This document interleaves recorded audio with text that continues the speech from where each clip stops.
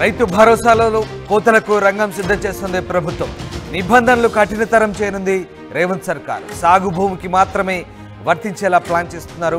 కొండలు గుట్టలు లేఅవుట్లను చెల్లింపులకు చెక్ పెడుతున్నారు. ఇక 5 నుంచి 10 ఎకరాలకు మాత్రమే ఇచ్చేలా రూల్స్ తయారు చేస్తున్నారు. ఇక ఆదాయపు పన్ను చెల్లించే వారికి లేనట్లే తెలుస్తోంది. ప్రభుత్వ ఉద్యోగుల భూములకు పథకం వర్తించే విధంగా నిబంధనలు కఠినతరం చేసే అవకాశం కనిపిస్తోంది. మొత్తం మీద వ్యవసాయ శాఖ మంత్రి తుమ్మల నాగేశ్వరరావు ఇక దీనికి సంబంధించి క్లారిటీ ఇచ్చే ప్రయత్నం చేశారు. రైతు భరోసా విషయంలో ఇప్పటి వరకు ఎలాంటి నిర్ణయం తీసుకోలేదని, ఇక ప్రజలు ప్రతిపక్ష సూచనల మేరకు విధి విధానం త్వరలోనే ఖరారు చేస్తామంటున్నారు.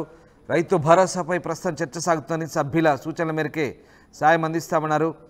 రైతు భరోసా పంట పెట్టుబడి సాయం ఎలా అందించేది త్వరలో వెల్లడిస్తామన్నారు. తమ ప్రభుత్వం కేవలం సాగులో ఉన్న భూములకు మాత్రమే పెట్టుబడి సాయం అందిస్తుందని, అసెంబ్లీలో సభ్యుల సూచనలు తీసుకున్న తర్వాతే కేబినెట్ నిర్ణయం తీసుకుంటామంటూ ఓవైపు తుమ్మల నాగేశ్వరరావు చెప్తున్నారు.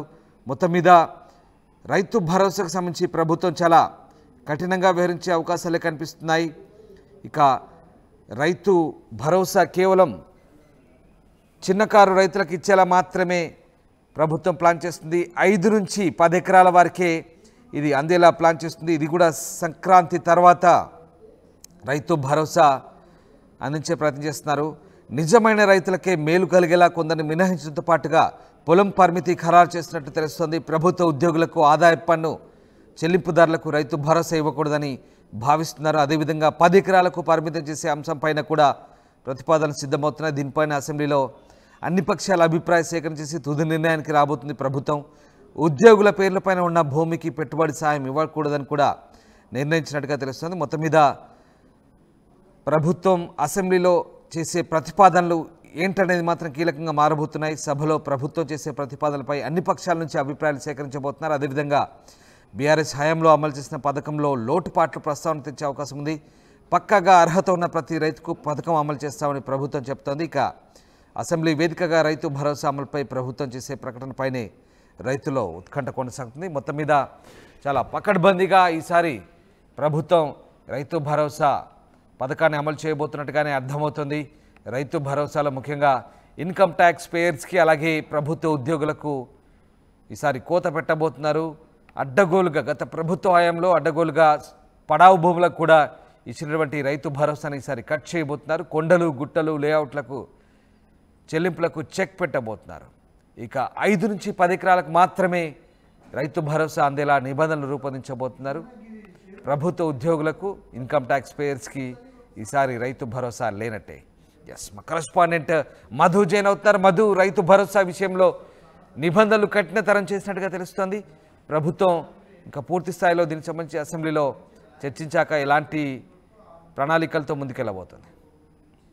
ఎగ్జాక్ట్లీ, అంటే ఆల్రెడీ ఉపసంఘం దీనిపైన పనిచేస్తా ఉంది. కేబినెట్ సంబంధించినటువంటి సబ్ కమిటీ వాళ్ళు కొన్ని సూత్రప్రాయ నిర్ణయాలు తీసుకోవడం జరిగింది. అసలు గత ప్రభుత్వంలో రైతు బంధు ఇచ్చినటువంటి నిబంధనలు ఏంటి, ఎంత మేర ఇచ్చారు, ఎవరెవరికి ఇచ్చారు అనేటువంటి డీటెయిల్స్ ముఖ్యమంత్రి టేబుల్ పైన వాళ్ళు ఫైల్ పెట్టడం జరిగింది. దాన్ని ఆయన నిన్న సభలో ప్రస్తావించారు. ముఖ్యమంత్రి రేవంత్ రెడ్డి కొన్ని అంశాలను నేరుగా ప్రస్తావించారు. అంటే గత ప్రభుత్వంలో గుట్టలకు, చెరువులకు, తర్వాత లేఅవుట్లు అయిపోయి ఆల్రెడీ ఇల్లు అయిపోయినటువంటి వారికి రాజీవ్ రహదారి భూసేకరణ సందర్భంగా రాజీవ్ రహదారి ఇచ్చినటువంటి భూమికి కూడా రైతు బంధు ఇచ్చారు అనేటువంటి స్టేట్మెంట్ చేశారు. ఈ రకంగా ఆయన సాగుకు అనుకూలంగా లేని భూములకు ఇచ్చారు రైతు బంధుని, ఇప్పుడు కూడా అలాగనే ఇద్దామా రైతు భరోసాని, అలా వద్దు కదా అనేటువంటి స్టేట్మెంట్ చేస్తూ దాదాపు గత ప్రభుత్వంలో ఇచ్చినటువంటి రైతు బంధు పెట్టుబడి సహాయం కింద 22,000 కోట్ల రూపాయలను ఈ రకంగా పనికిరాని భూములకు ఇచ్చారనేటువంటి స్టేట్మెంట్ సభలో చేశారు.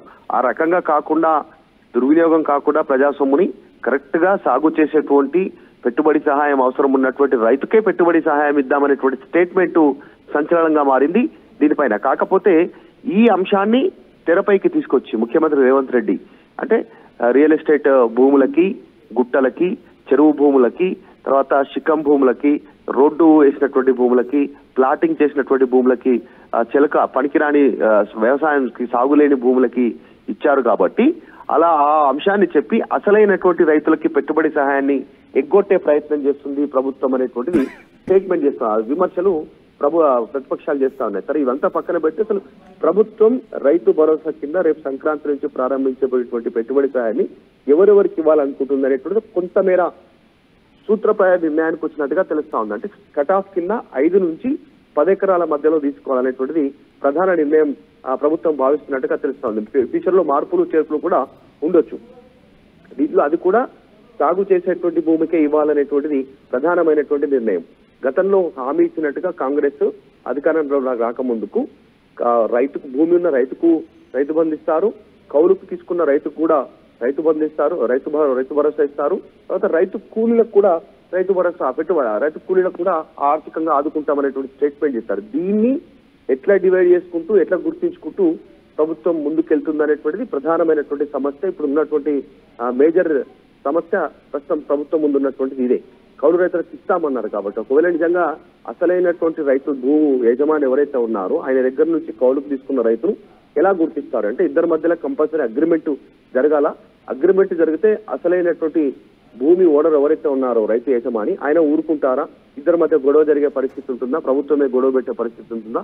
దీన్ని ఓవర్కమ్ చేయాలంటే ఏం చేయాలి? ప్రభుత్వం ఎవరిని గుర్తించాలి? సో వీటిపైన కసరత్తు జరుగుతా ఉంది. ఇంకా కేబినెట్ సబ్ కమిటీ దీనిపైన పూర్తి స్థాయిలో ఒక నివేదిక ఇచ్చే అవకాశం ఉంది. ఇంకా కొద్ది మంది నిర్ణయాలు తీసుకుంటామంటూ కూడా ముఖ్యమంత్రి సభలో చెప్పారంటే ఇక్కడ ఉన్నటువంటి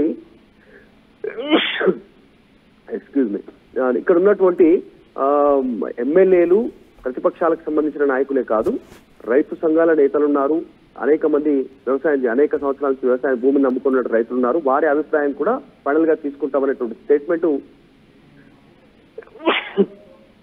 కీలకంగా మారింది. వాళ్ళ అభిప్రాయం తీసుకున్న తర్వాత ఫైనల్ గా ఒక తుది నివేదిక తయారు చేయనున్నారు. అంటే పాన్ కార్డు ఉన్నటువంటి వారు, ప్రభుత్వ ఉద్యోగులు, తర్వాత ప్రజాప్రతినిధులు వీరందరినీ మినహాయించాలి అనేటువంటిది ప్రభుత్వం భావిస్తా ఉంది. ఎందుకంటే ఇప్పుడు ఎగ్జాంపుల్ ఆల్రెడీ ఒక ప్రభుత్వ ఉద్యోగి ఉంటే వాళ్ళ తల్లిదండ్రులు కూడా ఇంటి దగ్గర వ్యవసాయం చేసుకున్నటువంటి సిచ్యువేషన్ ఉంటుంది. మరి వారిని ఒక కుటుంబం ఒక యూనిట్ గా గుర్తిస్తారా? ఇంట్లో ప్రభుత్వ ఉద్యోగి ఉంటే కొడుకు గనక కూతురు గనక ఇంట్లో కుటుంబ సభ్యులు వారి సంగతి ఏంటి? మొదటి నుంచి వ్యవసాయాన్ని నమ్ముకున్నటువంటి తల్లిదండ్రులను కటాఫ్ చేస్తారా ఇందులో అనేటువంటి కాస్త అనుమానం ఉంది. దీనిపైన ఒక అనుమానాన్ని వ్యక్తం చేస్తా ఉన్నారు ప్రతిపక్షాలు. Next last time Rythu Bharosa ఇవ్వలేదు. కాంగ్రెస్ అధికారంలోకి వచ్చినాక ఇచ్చినటువంటి పెట్టుబడి సాయం ఒకసారి పెట్టుబడి సాయం ఇచ్చారు. అదే ఎకరాకు 5,000 చొప్పున గత ప్రభుత్వం అమలు చేసినటువంటి రైతు బంధునే అమలు చేశారు. అంటే అదే స్కీమ్ ని అదే డబ్బులు యాజిటీజ్ ఇచ్చారు. వీళ్ళు వచ్చిన తర్వాత రైతు భరోసా ఇంతవరకు అమలు కాలేదు, క్షేత్రస్థాయిలో ఇవ్వలేదు. మొన్న ఉపసంఘం పేరిట దీన్ని తప్పించే ప్రయత్నం చేస్తారు. ఇప్పుడు వచ్చేటువంటి వానాకాలం సీజన్ కైనా వానాకాలం సీజన్ ఇవ్వలేదు కాబట్టి నెక్స్ట్ ఖరీఫ్ సీజన్ కైనా ఇవ్వాలనేటువంటి డిమాండ్ ఉంది. దాని ప్రతిపక్షాలు డిమాండ్ చేస్తున్నాయి. సంక్రాంతి నుంచి ఇస్తామంటున్నారు. స్థానిక సంస్థల ఎన్నికలను దృష్టిలో పెడుతుంది కాబట్టి చూడాలి ప్రభుత్వం ఏం చేస్తుందో, ఎవరికి కట్ ఆఫ్ షేర్ ఉంది అనేటువంటిది ఒక క్వశ్చన్ మార్క్ అయితే ఉంది, సందిగ్ధత ఉంది. Ram right, yes thank you Madhu. So Rythu Bandhu విషయంలో అంటే రైతు భరోసా విషయంలో ప్రభుత్వం అయితే నిబంధనలు కఠినతరం చేయబోతుంది. ఖచ్చితంగా ఇక చాలా క్లారిటీగా ఉన్నట్టుగా తెలుస్తోంది. ప్రభుత్వ ఉద్యోగులకు రైతు భరోసా కట్, అలాగే income tax పేర్స్కి Rythu Bharosa cut. ఇక అడ్డగోలుగా రైతు భరోసా ఇవ్వరు, కేవలం 10 ఎకరాల లోపే ఇస్తారు, అది కూడా సాగులో ఉన్న భూములకి. ఇదే అంశానికి సంబంధించి ప్రభుత్వం క్లారిటీ ఇవ్వబోతుంది. ఇక ముఖ్యమంత్రి కూడా అసెంబ్లీలో రైతు భరోసా గురించి మాట్లాడారు. ఒకసారి చూద్దాం.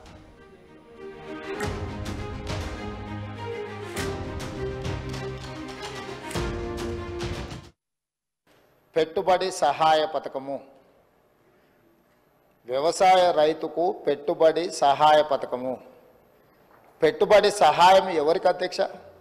వ్యవసాయం చేసుకునే వాళ్లకు సహాయం చేయడము, ఆ సహాయము పెట్టుబడి రూపంలో, ఆ సహాయము నగదు రూపంలో రైతుకు చేరవేయాలన్నదే గత ప్రభుత్వం యొక్క లక్ష్యము అని వాళ్ళు జీవోలో స్పష్టంగా వాళ్ళు ఇచ్చిన జీవోలోనే అంశాలను క్రోడీకరించారు.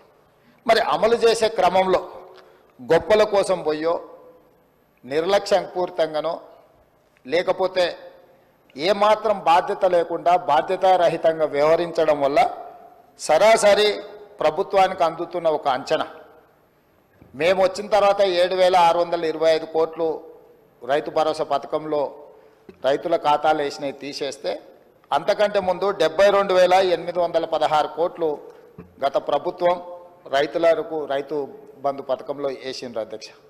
అందులో ఒక అంచనా సాగులో లేని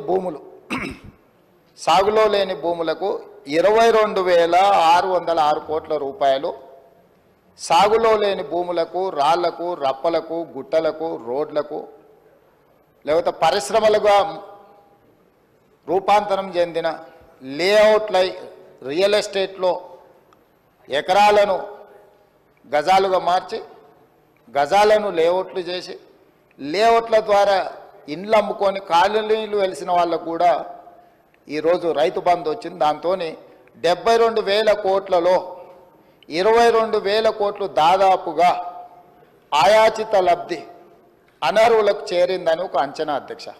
ఈరోజు నేను అడుగుతున్న అధ్యక్ష, నేను మీ దృష్టికి తీసుకొస్తున్న పాయల్ శంకర్ గారిని కూడా నేను అడగదలుచుకున్నా, రాళ్లకు, రప్పలకు, గుట్టలకు కూడా మనం ఇద్దామా?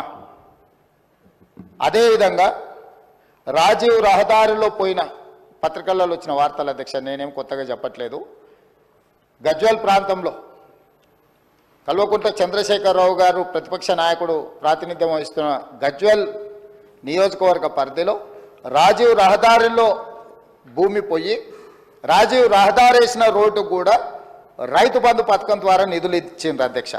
అదేవిధంగా నా ప్రాంతానికి సంబంధించి శ్రీశైలం, మా సొంత ఊరికి వెళ్ళాలంటే ఈ దారిలోనే వెళ్ళాలి అధ్యక్ష. ఆమన్గల్లు ప్రాంతంలో శ్రీశైలం రోడ్లో పోయిన భూమికి కొత్త పాస్ పుస్తకాలు అధికారులు, అక్కడ కొంతమంది రాజకీయ దళారులు కుమ్ముకై శ్రీశైలం పోయిన రోడ్లకు ఈరోజు రైతు బంధు పథకాన్ని ఆ గత ప్రభుత్వం ఇచ్చింది అధ్యక్ష. ఇదే కాకుండా అధ్యక్ష, క్రషర్ యూనిట్లు, క్రషర్లు నడుస్తున్నాయి అధ్యక్ష. ఆల్రెడీ క్రషర్లు నడిచే వాటికి ఈరోజు రైతు బంధు వాళ్ళు గతంలో ఇచ్చింది అధ్యక్ష. అదేవిధంగా